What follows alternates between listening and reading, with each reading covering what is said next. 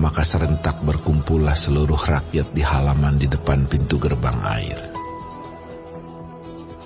Mereka meminta kepada Ezra, ahli kitab itu, supaya ia membawa kitab Taurat Musa, yakni kitab hukum yang diberikan Tuhan kepada Israel. Lalu pada hari pertama bulan yang ke-7 itu, Imam Ezra membawa kitab Taurat itu ke hadapan jemaah, yakni baik laki-laki maupun perempuan, dan setiap orang yang dapat mendengar dan mengerti. Ia membacakan beberapa bagian daripada kitab itu di halaman di depan pintu gerbang air, dari pagi sampai tengah hari, di hadapan laki-laki dan perempuan dan semua orang yang dapat mengerti. Dengan penuh perhatian, seluruh umat mendengarkan pembacaan kitab Taurat itu. Ezra, ahli kitab itu, berdiri di atas mimbar kayu yang dibuat untuk peristiwa itu. Di sisinya sebelah kanan berdiri Matica, Sema, Anaya, Uria, Hilkia, dan Maaseya. Sedang di sebelah kiri berdiri Pedaya, Misael, Malkia, Hasum, Hasbadana, Zakaria, dan Mesulam. Ezra membuka kitab itu di depan mata seluruh umat, karena ia berdiri lebih tinggi dari semua orang itu. Pada waktu ia membuka kitab itu, semua orang bangkit berdiri. Lalu Ezra memuji Tuhan, Allah yang Maha Besar, dan semua orang menyambut dengan Amin, Amin, sambil mengangkat tangan. Kemudian mereka berlutut dan sujud menyembah kepada Tuhan dengan muka sampai ke tanah. Juga Yesua, Bani, Serebia, Yamin, Akub, Sabetai, Hodia, Maaseya, Kelita, Azaria, Yozabat, Hanan, Pelaya, yang adalah orang-orang Lewi, mengajarkan Taurat itu kepada orang-orang itu, sementara orang-orang itu berdiri di tempatnya. Bagian-bagian daripada kitab itu, yakni Taurat Allah, dibacakan dengan jelas, dengan diberi keterangan-keterangan, sehingga pembacaan dimengerti.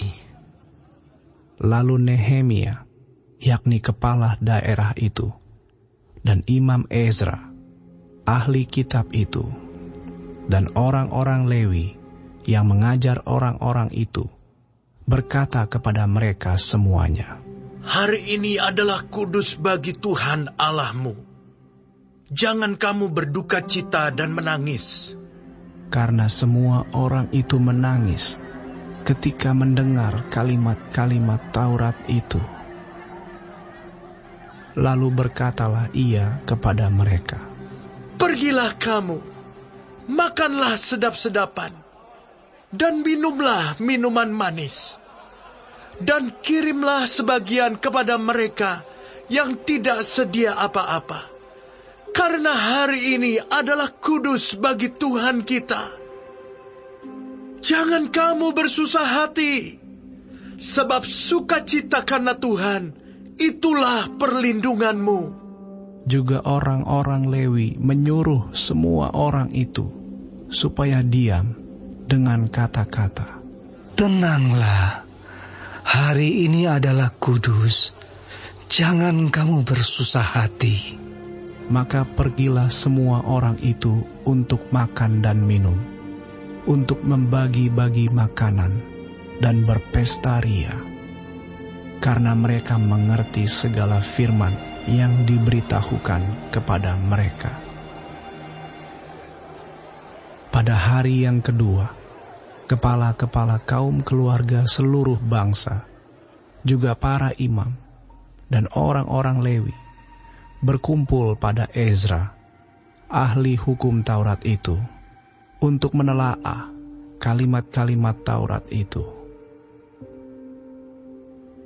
Maka didapatinya tertulis dalam hukum yang diberikan Tuhan dengan perantaraan Musa, bahwa orang Israel harus tinggal dalam pondok-pondok pada hari raya bulan yang ke-7, dan bahwa di semua kota mereka dan di Yerusalem harus disampaikan berita dan pengumuman yang berbunyi, "Pergilah ke gunung, ambillah daun pohon zaitun, daun pohon minyak, daun pohon murad, daun pohon korma, dan daun dari pohon-pohon yang rimbun, guna membuat pondok-pondok sebagaimana tertulis."